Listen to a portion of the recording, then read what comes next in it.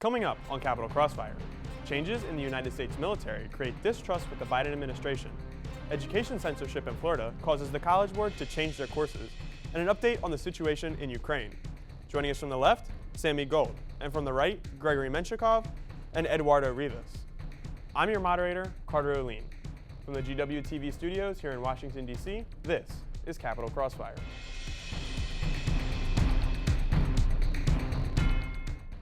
Welcome to another semester of Capitol Crossfire. Following the State of the Union, the United States military has been changing in many ways. The United States and Germany have agreed to send support to Ukraine, who have declined peace talks with Russia, and 4 unidentified flying objects have been shot out of U.S. and Canada airspace. Our panel is here to discuss that and more. From the left, Sami Gold, a first-year double majoring in political science and history. He's a member of College Democrats and has worked on Josh Shapiro, Bernie Sanders, AOC's, Jamal Bowman's, and Doug Jones' campaign. And from the right, Gregory Menshikov, a sophomore from Houston, Texas, double majoring in political science and international affairs. Gregory is the director of political affairs at GW College Republicans. He is joined by Eduardo Rivas, a senior majoring in political science and finance. Eduardo is a member of the College Republicans. Thank you all for joining us here today on Capitol Crossfire. We'll start the debate with you, Sami. Just recently, the U.S. and Germany have agreed to send their newest main battle tanks to Ukraine, their biggest show of support yet against Russia. However, recent polls show dwindling support for giving direct military aid to Ukraine. Should the U.S. keep giving support to Ukraine? I mean, I think there's an obvious answer, and that's yes. I mean, Russia is one of America's biggest enemies currently in the foreign policy world. And Russia is pretty much a failed state at this point. It's only being kept up by the fact that it has nuclear weapons and that it has oil reserves up the wazoo. And if we're able to defeat an enemy and get the entire global nearly the entire global community to create an allyship against that, and being able to create stronger ties with NATO, with Eastern Europe, and with Latin America, and being able to use that in a way to destroy an evil dictator's ability to control over an entire continent, I think that's a cheap thrill that we can definitely keep on doing. Gregory, Eduardo, anything to add? Yes, I'll take that. First of all, before I respond, let me say that we, on behalf of College Republicans, and on behalf of the Republican Party in general, we do wholeheartedly support Ukraine and Ukrainians in their bravery and courage while defending their homeland against aggression. However, we need to consider our policy goals when it comes to supporting and giving foreign aid, especially military foreign aid, to other countries, because we need to see what the end game will look like. We definitely should keep our promises and support Ukraine to the very end. However, we also need to think about what this end will look like. Because as of right now, the war seems to be becoming the war of attrition. And we need to see how much it will cost to the U.S. To keep supporting Ukraine.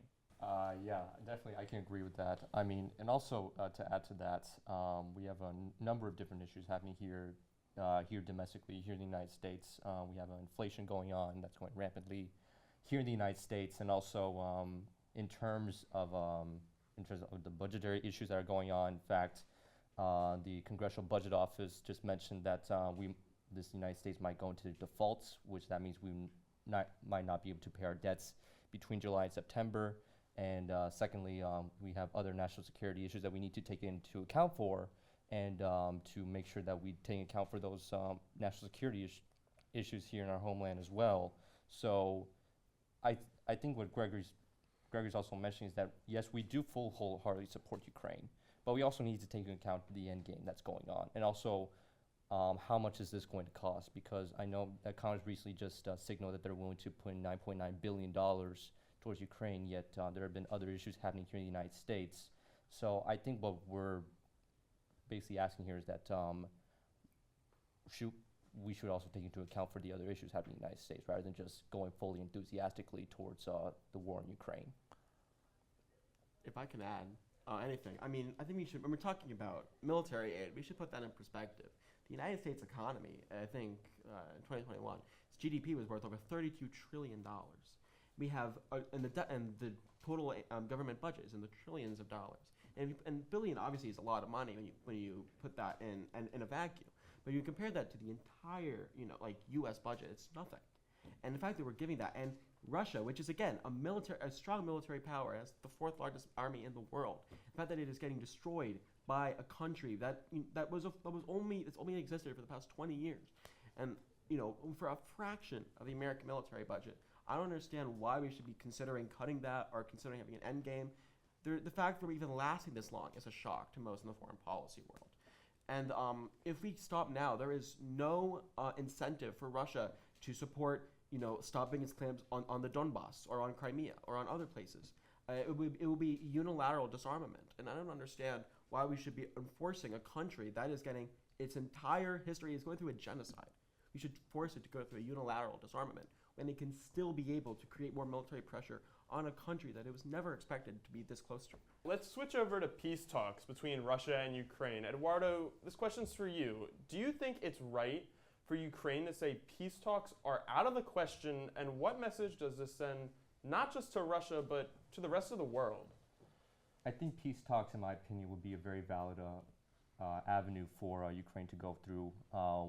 Having peace talks toward Russia and being able to, first of all, in my opinion, there are thousands of people that are dying in Ukraine every single day.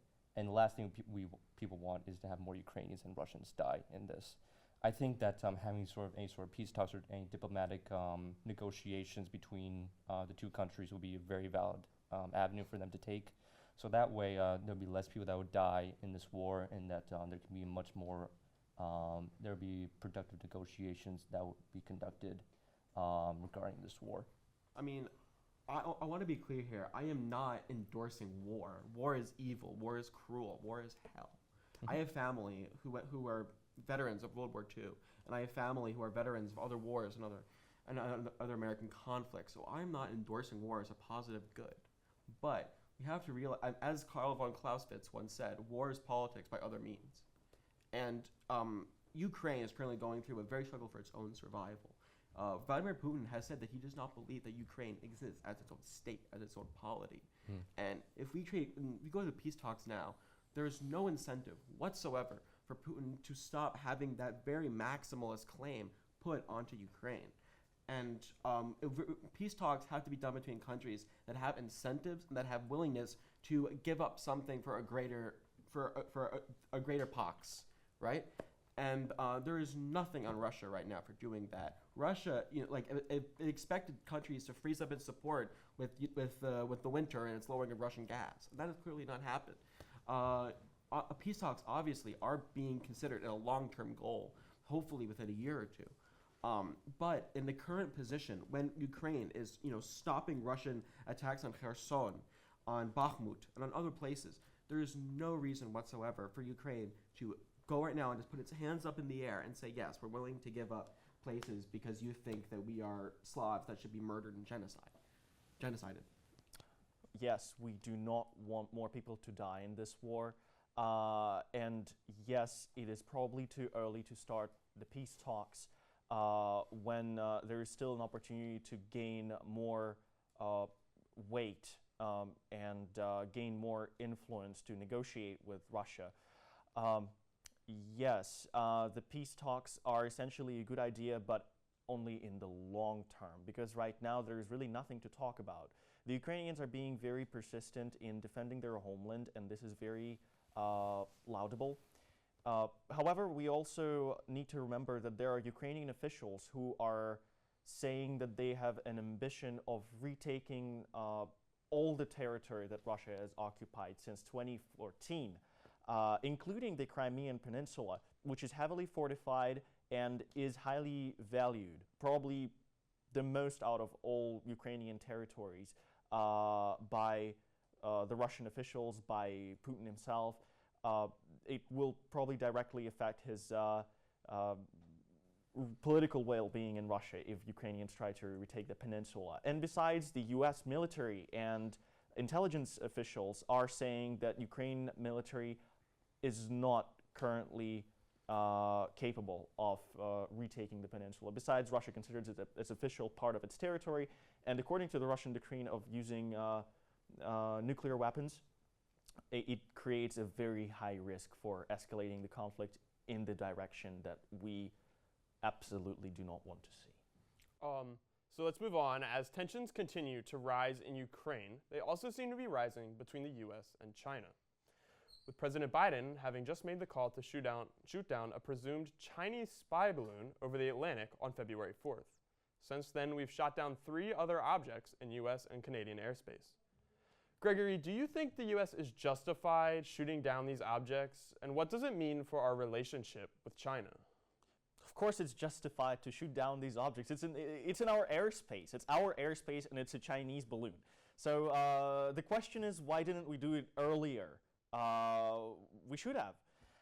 And how does it affect U.S.-China relations? Well, obviously, China is known for the not very fair practices of policy making, especially foreign policy making, especially in the relationship with the United States. Yes, China is a growing superpower, so it is important for us to maintain relations that would be more on a good, beneficial term. However, we still need to keep China in check by calling out the Chinese government on the incidents like this. I also want to add, earlier my friend, my colleague Sami, said that Russia is the biggest threat to the United States as of right now, and I would beg to disagree. It is, in fact, China that is the biggest international threat to the United States as of right now. Listen, I'm not some annoying hippie liberal. Obviously, we have the right to shoot down these objects that are in American airspace. You know, it is not in the international, in the international sphere okay to just send surveillance objects right in your face and just be like, yeah, try to shoot me down, huh? But you know, as to what you're saying about China being our #1 threat, I do think China is a serious threat. Obviously, with its maximalist positions on places like Taiwan and in the South China Sea, and with its constant stealing of American international property, intellectual property. But we have to look at the grand strategy right now, which is that China is our long-term threat and is a long-term enemy in order to keep American interests. But right now we have a bigger thing, and that is Russia. Russia is, if it is not stopped in Ukraine right now, that is not the end goal. They want to take over places like the Baltics. They want to take over places like in Central Asia. They want to take over places in other parts of the world. And the only major country that is still in Russia's column is China. They're still supplying the Russian economy. They're still helping supply Russia with arms, with gas, and and petroleum. And if we are able to steal off China for a little bit, break it off of that course, and being able to defeat Russia in that case, take it off of the global sphere, and have a more focused competition between America and China, that is a much better for the entire world.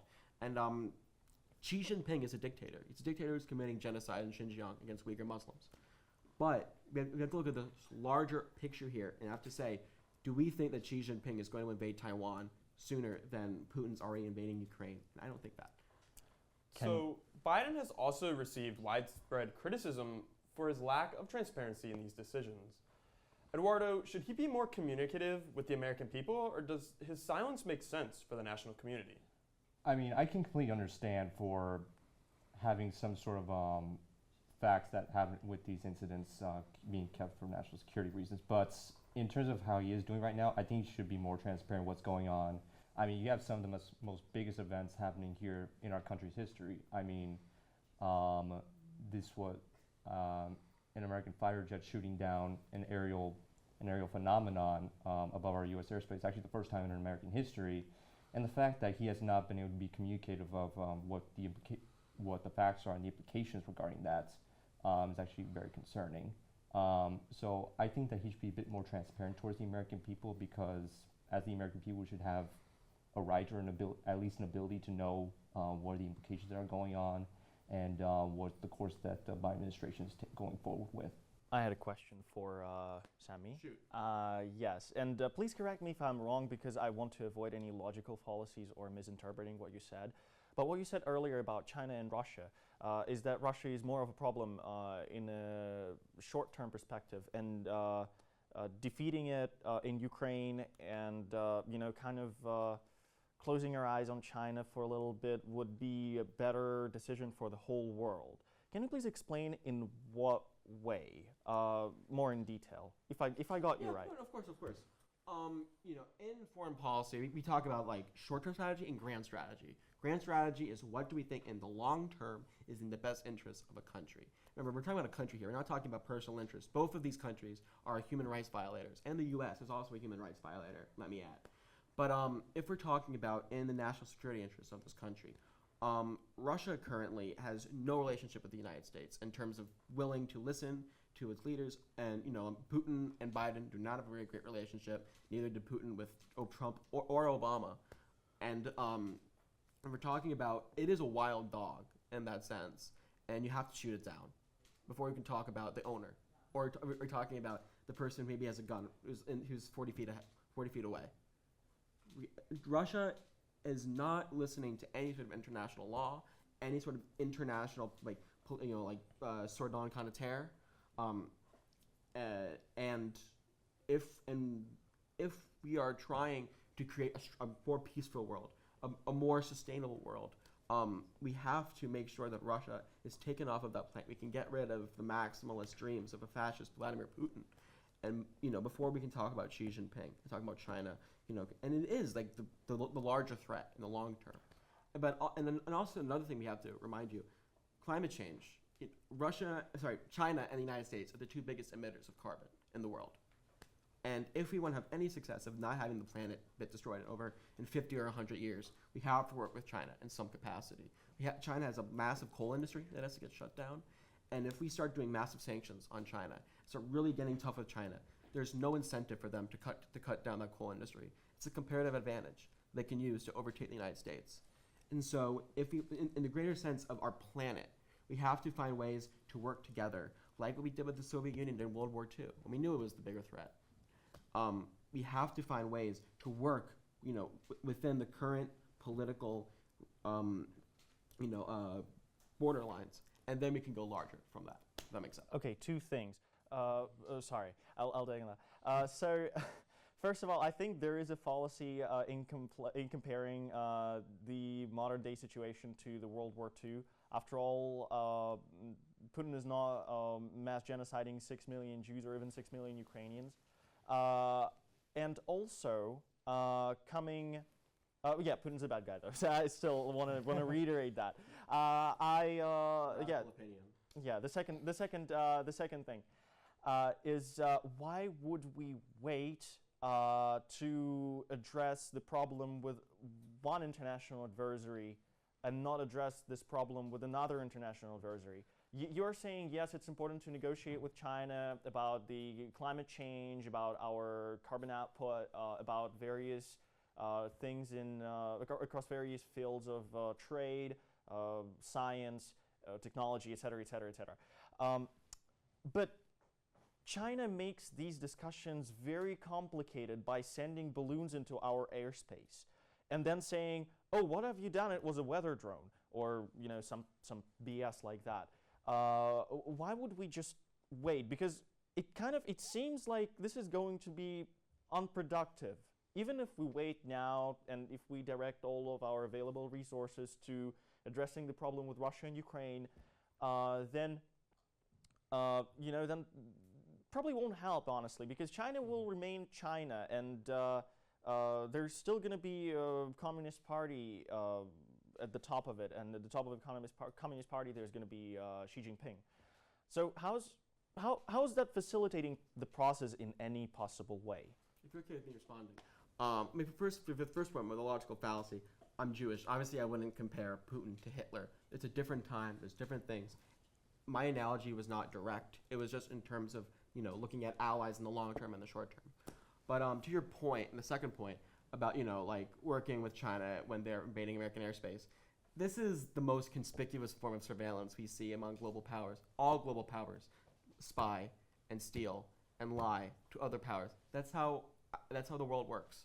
I mean, I would love to be able to work in the sandbox and, you know, be able to get hands in hands with every single other country, able to, you know, fight the big bully like in Avengers Endgame or whatever. But we're not living in that world. But it's not just the surveillance That issues.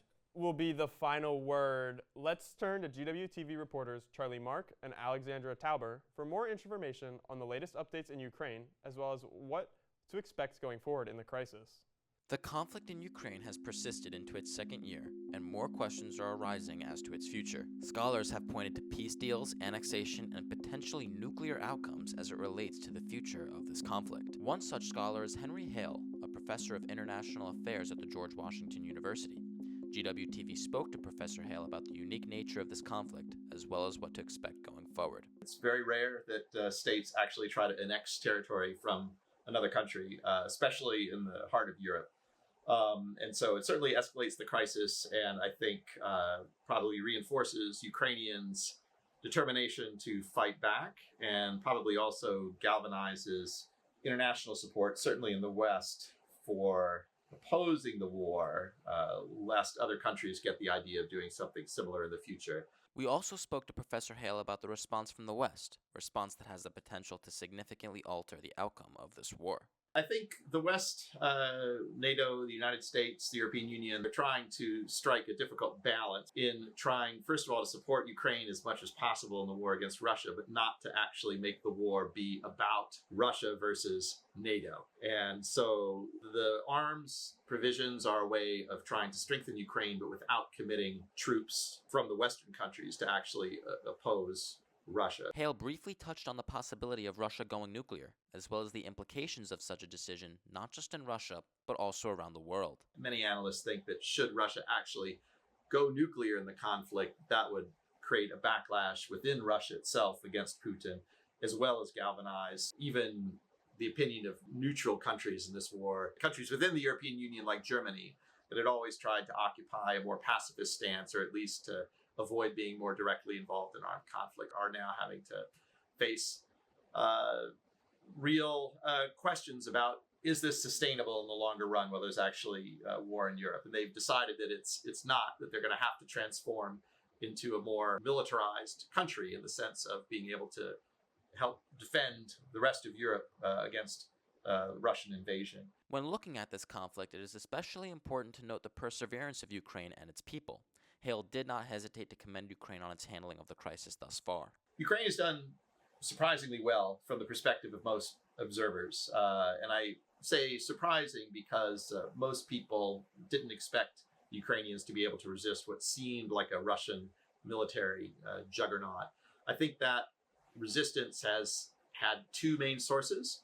I actually think the least important has probably been the military reform that Ukraine underwent since 2014. Although I think that's still very significant. Ukraine's military has become a much stronger fighting force. But I think it's more about the Ukrainian people and the fact that Ukrainian society is mobilized so strongly. And that can be a very powerful force supporting any military. It just makes it much more easy, much more effective for the Ukrainian military to operate if it did not have that kind of support. Hale concluded by indicating that there's still plenty more to come with the war in Ukraine. It's increasingly becoming a fight between the numbers that Russia's authoritarian system can toss into the mix versus Ukrainians' grit and determination, with both sides having significant supplies of weapons. Welcome back. This is Rapid Fire. As anti-government protests continue in Iran, over 19,000 protesters have been arrested and at least 527 have been killed. Gregory, do you think it's time for the international community to more directly intervene? That is a very good question, Carter. I honestly do not know what is meant by more directly intervene. We're already doing quite a lot of things, like with sanctions, with our JCPOA deal breaking, etc., etc., etc. However, yes, to bring the JCPOA again, it is important to negotiate with Iran on its nuclear capabilities. So for us, it probably would makes sense to be quite careful and cautious in what moves we make against Iran. Yes, of course, this is a very important issue. It's a human rights issue. It is the women rights issue. And we do need to be addressing that. However, as far as I said, to reiterate my previous point, we need to be very careful and strategic in the ways that we choose to address it.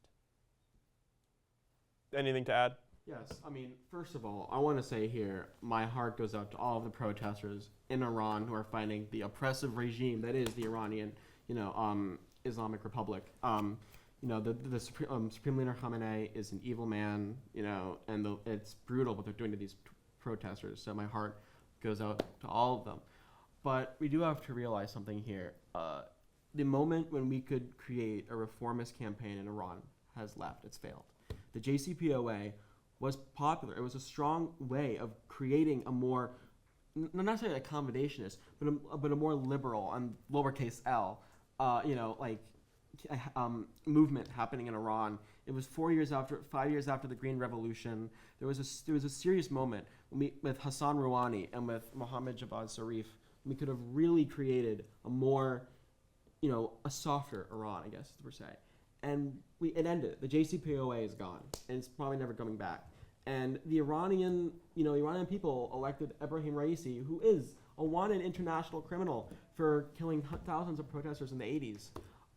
He got 70% of the vote. It was a contested election, but it is true.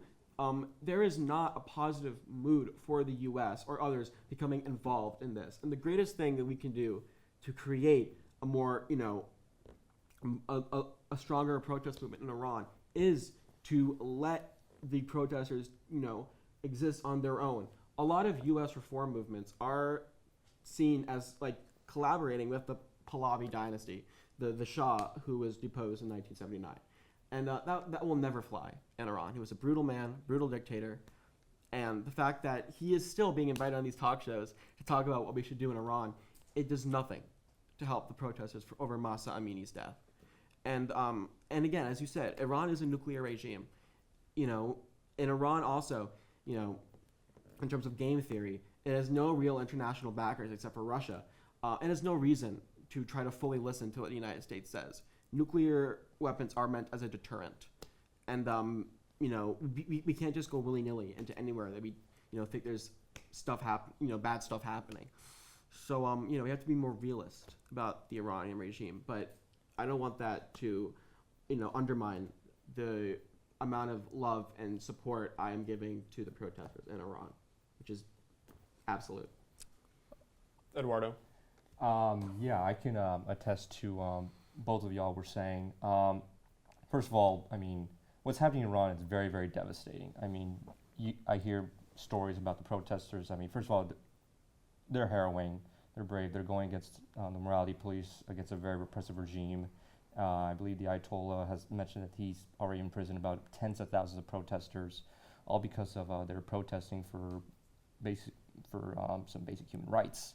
I think what the United States what every country should do is just focusing on more humanitarian aid for the protesters that are going on right now. What's going on is very devastating. It's very brutal, and my heart goes out, and every American hearts go out to the Iranians that are protesting for a basic human rights against repressive regimes. So what I would say is that it should be more humanitarian aid towards them. We should help them any way possible. What they're fighting for is human rights, and I hope that we can help them out, not only as Americans, but as human beings. Yes, so to add to that, I agree with Eduardo in the sense that American efforts should be focused on providing humanitarian aid rather than being punitive to the Iranian regime, because we already, as Americans, we are doing almost everything possible to keep Iran, at least the, not Iran itself, of course, but the Iranian regime down economically and technologically until it eventually fails. I think it's a matter of patience. We just need to be patient. And while we are being patient, we need to help out regular people who are very brave, who are very passionate about their country, about their lives, who just want to achieve better standards of living, more rights to themselves. This is great, and we need to, while being patient, stay supportive of them, like Eduardo said, in terms of humanitarian aid and in terms of putting more pressure on the Iranian regime that oppresses them. Let's move over to Turkey and Syria. As a result of the earthquake in Turkey and Syria, Biden has lifted sanctions, specifically on earthquake relief. Eduardo, should Biden lift sanctions on Syria entirely in an effort to cure some of their economic woes? I think what happened in the region of Turkey and Syria, I believe it's more than thousands of people have died from this resulting earthquake, and hundreds of thousands more from the injuries that the people sustained from this earthquake. I think that what Biden is doing is very valid, because what's happening right now is a humanitarian crisis going on in the Syria-Turkey region. I know that President Assad of Syria has already opened up pathways between Turkey and Syria so the United Nations could open up more humanitarian aid towards the Syrian region. Unfortunately, there have been a lot more issues to bring in that aid because of the current civil war that's going on in Syria. So I think what Biden's doing and opening up those sanctions for humanitarian aid to come into Syria and to Turkey as well, to help the people that have been affected by this earthquake, is completely valid. Again, my heart goes out to all the people that have been killed or have been injured from this resulting 7.4, I believe, magnitude earthquake. And I think, again, it's just a result of us being human beings. I mean, we want to make sure that they're taken care of and we help them as much as possible. Yeah, so as all of us know, Biden makes a lot of questionable decisions. However, this is not one of them. This is just our basic desire to help other humans like ourselves to get relief from the catastrophe that they faced. I really barely see any point in bringing this discussion to a further step, because it is kind of where it stands. They're humans, we are humans, we want to help them because we want to be good people, because we are good people. It's, like basically when people say, oh, it is a basic human right, it's not a question of politics. Well, that applies very well in this case. I never thought I would say this, but I think the two Republicans here have said everything I was going to say. I'll never say that again, but, in this case. Thank you. Thank you very much. Thank you. So we agree on that, I'm assuming wholeheartedly. Bipartisanship. All right, so let's move on to AP African American Studies in Florida. Controversy has been brewing since Governor Ron DeSantis refused to allow the AP African American course to be taught in Florida schools, with the College Board since modifying the curriculum in response to conservative backlash. Eduardo, what do you see as the correct course of action regarding this course and its implementation into U.S. curriculum, and what does it say about the larger culture wars and politicalization of the education curriculum? Well, first of all, thank you for bringing up that question. I know that's a very big question in regards to the cultural wars that are going on here in our country. So there are two parts I want to focus on this. One is the intent of the actions that have been undertaken in this incident, and the second is those types of actions to focus on the incident. First of all, is the intent. Ron DeSantis, when he won his election for governorship, he said Florida was the place where woke goes to die. And the main concern that that myself especially have regarding woke indoctrination and any sort of these sort of ideologies is that we want to make sure that there's no indoctrination in our schools, and I think it's a very valid point.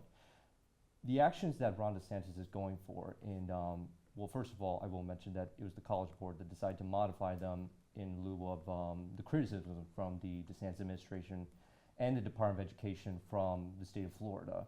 But the course of action that Ron DeSantis and his administration is going for, in my opinion, is sort of a slippery slope, in my opinion. Him classifying what's considered a critical race theory, what's woke indoctrination, is sort of odd path, in my opinion, because right now we don't know what is actually considered critical race theory. It's more of a, it could be sort of an umbrella term, and also same thing goes for wokeism. So I think that he should be, and us as well, should be very careful on what we should classify as woke indoctrination or even as critical race theory, because that way we can make sure that we can have any sort of civil discourse in the classrooms. Sammy? Yes, I mean, I think, first of all, we're talking about woke indoctrination. This is the state of Florida. It's not the most liberal place in the world. It last had a Democratic governor in 1994. But, further case, I mean, this is just a ridiculous, thing for Governor DeSantis to do. I mean, firstly, if we're talking about, again, indoctrination, because I think the 2 points he claimed in the curriculum for that course was teaching critical race theory and black feminist or black queer theory. In AP European history, there is no possible way you can leave that course without reading something by Karl Marx or reading something by Lenin. And I don't think anyone here would be advocating for Governor DeSantis to get rid of AP European history because they're reading one of the most important books ever written, regardless what you think of it or not. I mean, as a person, as a liberal myself, I think if you're in AP US history, you should be reading stuff by the founders, stuff by John C. Calhoun, stuff by Ronald Reagan, or other people, who I have a lot of questions and view as questionable figures. But I think the bigger thing here is that this is not about education at all. This is about Governor DeSantis trying to seem more conservative than the former president and the race for 2024. People be talking about wokeism forever, but this is all theater. It's all just to make himself seem like he's the strong culture war champion. There's no way he would have done this if he had no chance of winning the primary. DeSantis in early 2019 was willing to work with Democrats on expanding public school budgets and on working with, creating a stronger pre-K, working with the teachers. None of this is about fighting the libs in the culture war. And I think that when we talk about this topic, it's most of it is it's BS, it's theater. No one in the current political curriculum is talking about critical race theory, which is, as we know, it is set in academic discussions as a legal and sociological look on how racism has affected and how it works inside institutions and traditional liberal concepts of equality and freedom. And you're not learning that as an 11th grader. You're not reading Kimberly Crenshaw or any of or bell hooks. And the fact that we're treating this as such is it's ridiculous. I have nothing else to say other than that. It's just, as I said, it's kabuki theater. All right, let's move on to the East Palestine train derailment. People in the political spectrum, ranging from Ilhan Omar to Ted Cruz, have criticized Transportation Secretary Pete Buttigieg's handling of the East Palestine train crash.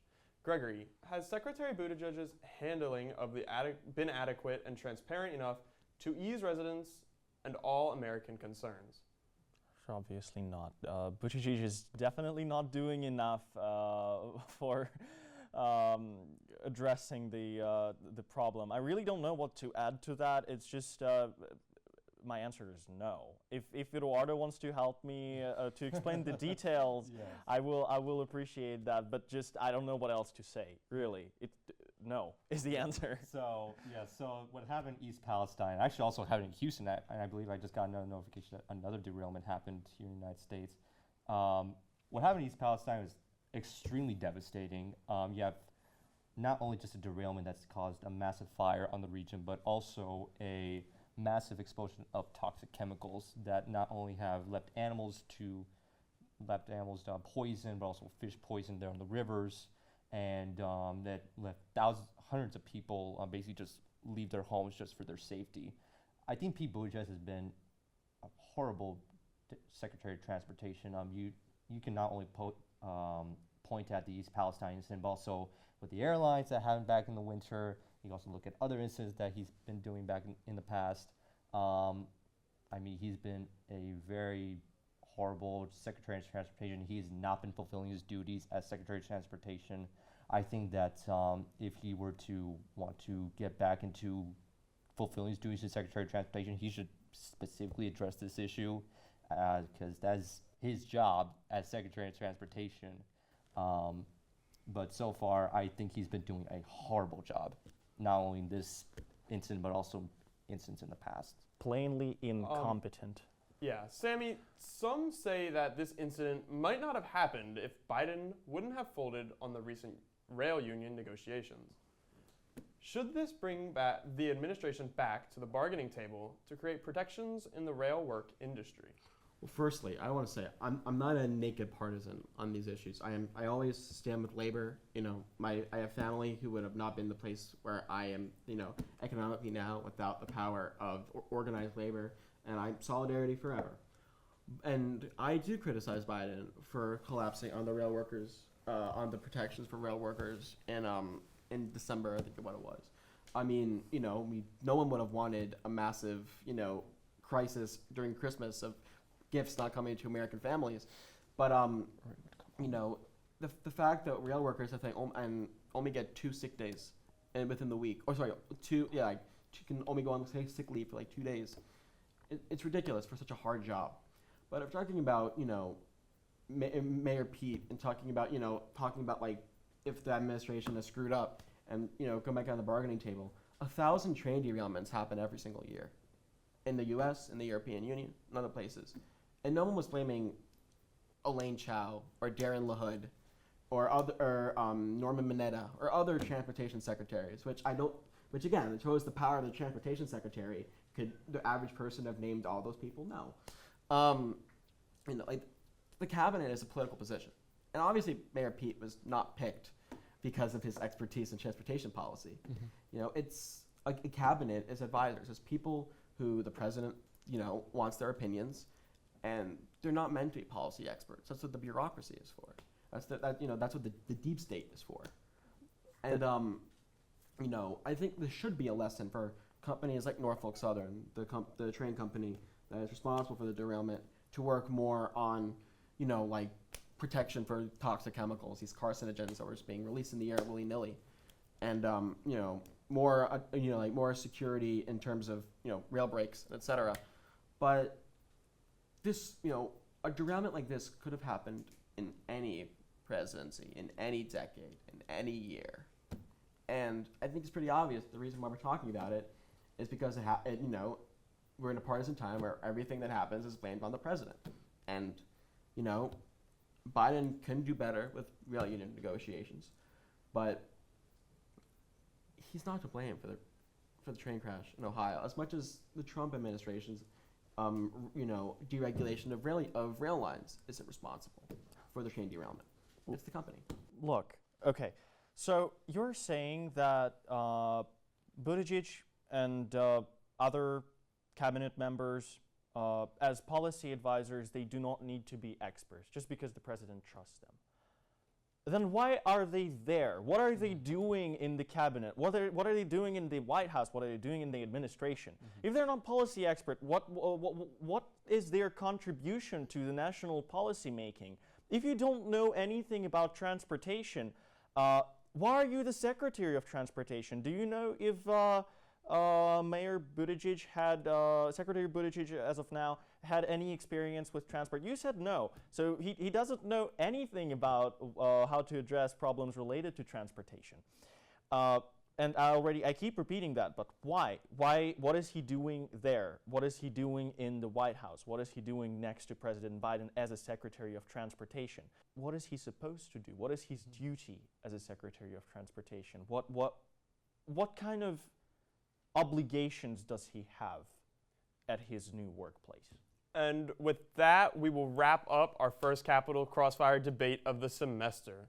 Sami, Eduardo, Gregory, thank you for a lively debate and coming out on the show. When we come back, Charlie Mark has your fact check. Raise high. This isn't just our battle cry. It's our call, our challenge. Because when you were called to Washington, you were called to higher expectations, to a higher standard. We are called here to advance knowledge, to serve society, to change the world. Is that too lofty? Too aspirational? Is it simply too much to expect? Not if your classroom is a Smithsonian, the IMF, or on the doorstep of the Supreme Court. Not if you have access to the most hallowed institutions and formidable leaders. Not if you are given the tools to change minds, shape laws, influence entire fields of study, advance our way of life, change the course of history.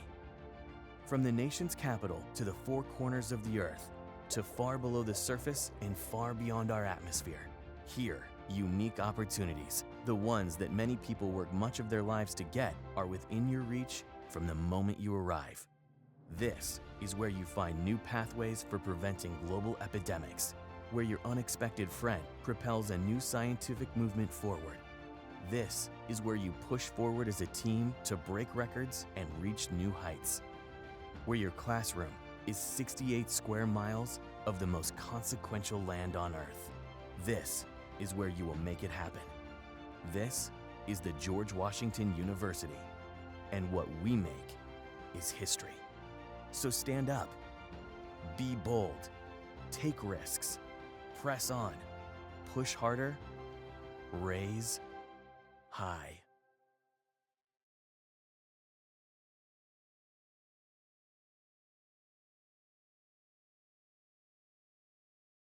Thanks, Carter, and our debaters for a robust and informative conversation. Along the way, the fact-check team found a few errors that need to be corrected. During the debate, Sami claimed that GDP in the United States hit $32 trillion last year. Global trade hit $32 trillion, but GDP last year hit $25.46 trillion, according to the Bureau of Economic Analysis. Gregory also claimed that the United States hasn't flown balloons over Chinese airspace. However, according to the New York Times, quote, high-altitude balloons from the United States had flown over Chinese airspace without permission more than 10 times since the start of last year, end quote. Lastly, Sami claimed that Florida hasn't had a Democratic governor since 1994. However, the most recent Democratic governor from Florida, Buddy McKay, served in 1998. That is all for the Fact Check team. We'll see you next time here on Capitol Crossfire. That's all for this episode of Capitol Crossfire. Be sure to check us out online at www.gwtv.com and follow us on Twitter and Instagram and like us on Facebook. From all of us at GWTV, I'm Carter Ohline. Thanks for getting caught in the crossfire with us.